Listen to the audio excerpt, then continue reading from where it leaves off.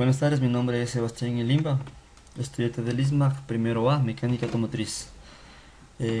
Voy a exponerles sobre principios de electricidad. Tenemos como primer punto la estructura atómica. La materia está constituida por partículas infinitamente pequeñas, llamadas moléculas. Las moléculas se dividen en átomos. Aquí tenemos un átomo en la parte central. Tenemos el núcleo, que constituye protones más neutrones. Los protones son carga positiva y los neutrones carga neutra. Y aquí tenemos en la órbita al electrón con carga negativa. Aquí tenemos lo antes expuesto. Cabe recalcar que los electrones se distribuyen en el espacio alrededor del núcleo en distintos niveles de energía llamados orbitales. Tenemos como siguiente punto la corriente eléctrica. La corriente eléctrica o intensidad es el flujo de carga eléctrica que se desplaza a través de un conductor eléctrico de un lugar a otro. Aquí podemos observar algunos conductores como es el latón, aluminio, hierro, cobre, acero, bronce y metal galvanizado. También tenemos como otro punto la intensidad de corriente. Aquí tenemos un circuito en serie que está funcionando. Para medir la intensidad se necesita del amperímetro. La intensidad de corriente se define como la carga o el número de electrones que atraviesan la sección de un conductor a cada segundo. La cantidad de fluido que circula por el conducto será el equivalente a la cantidad de corriente que circulará por una resistencia o consumidor cuando le apliquemos una tensión o bornes del mismo. Su unidad de medida es el amperio. Un amperio es igual a columbios sobre segundos.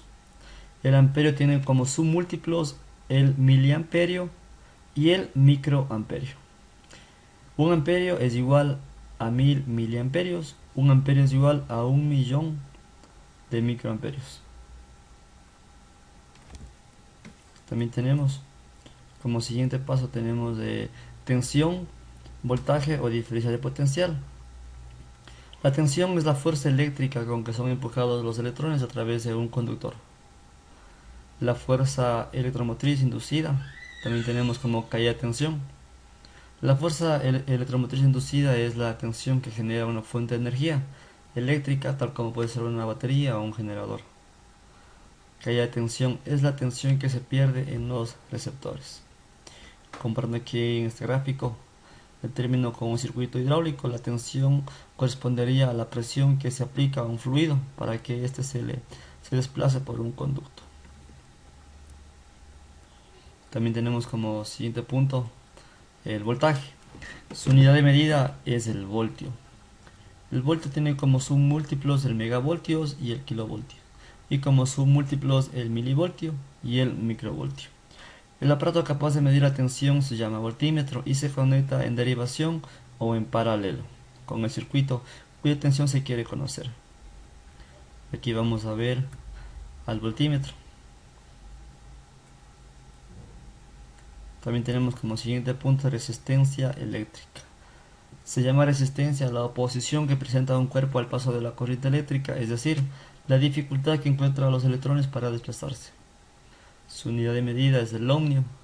El aparato utilizado para medir resistencias es el ohmímetro. Conexión en paralelo. Cuando se vaya a efectuar la medida de una resistencia se deberá aislar y dejar sin corriente el circuito. Aquí tenemos el ohmímetro que sirve para medir. Como siguiente paso tenemos la asociación de resistencias. Aquí tenemos un generador de batería de corriente y también tenemos unas tres resistencias. Un circuito en serie es el formado por diferentes componentes montados en cascada, es decir, la salida de un componente conectada a la entrada de otro, así para todos los componentes. La intensidad de corriente que circula por un componente es del mismo valor que la de los otros, ya que no hay ninguna derivación hacia otra parte del circuito. La resistencia total de un circuito en serie es igual a la suma de las resistencias parciales de sus componentes. Y como último paso tenemos la ley de Ohm.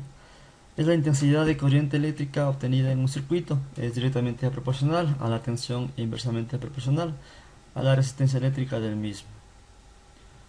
Aquí Aquí tenemos, de esta expresión se deduce que la intensidad, como aplicamos de inmediata de esta ley, que puede calcularse la resistencia eléctrica de un circuito conociéndose la tensión aplicada y la tensión de corriente obtenida.